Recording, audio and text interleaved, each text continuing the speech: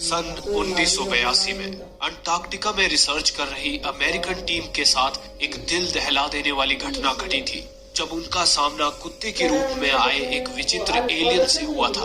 उस हादसे की पूरी कहानी जानने के लिए फिल्म का पहला भाग जरूर देखिए, लिंक आपको डिस्क्रिप्शन में मिल जाएगी।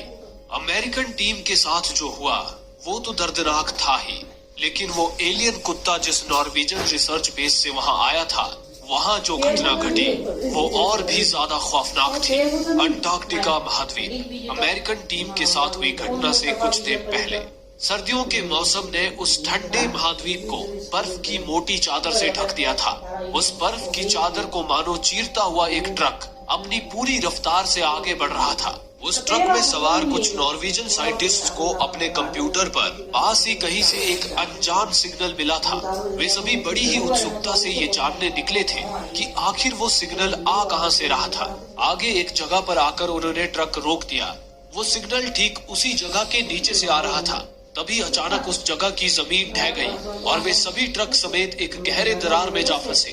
उन्होंने जब ट्रक की हेडलाइट्स ऑन की तो उस दरार की गहराई में एक अजीब पर विशालकाय स्ट्रक्चर देख उनके होश ही उड़ गए। इस घटना के 2 दिन बाद अमेरिका की कोलंबिया यूनिवर्सिटी में जानी मानी पेलियोंटोलॉजिस्ट केट लॉयड अपनी लैब में एक प्राचीन जीवाश्म यानी कि फॉसिल की छानबीन कर रही थी।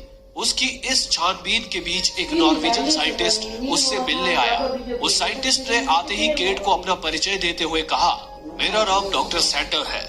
मेरा एक दोस्त एडवर्ड अंटार्कटिका में जियोलॉजिकल रिसर्च स्टेशन चलाता है। 2 दिन पहले अंटार्कटिका में उनकी रिसर्च टीम को बर्फ में दफन एक स्ट्रक्चर और एक जीव का फॉसिल मिला है, और क्योंकि तुम बर्फ में मिले फॉसिल की छानबीन करने में माहिर हो, इसलिए मैं चाहता हूँ कि तुम भी मेरे साथ अंटार्कटिका आओ। अंटार्कटिका जैसी वीरान जगह पर किसी स्ट्रक्चर का मिलना एक बड़ी खोज की ओर इशारा कर रहा था। इसलिए केट बिना समय गवाए सैंडर के साथ अंटार्कटिका के लिए रवाना हो गई। एक लंबे सफर के बाद वे हेलीकॉप्टर से नॉर्वेजियन रिसर्च बेस पर पहुंच गए। वहां लैंड होते ही कुछ नॉर्वेजियन साइंटिस्ट्स उन्हें तुरंत ट्रक से रिसर्च साइट पर ले आए।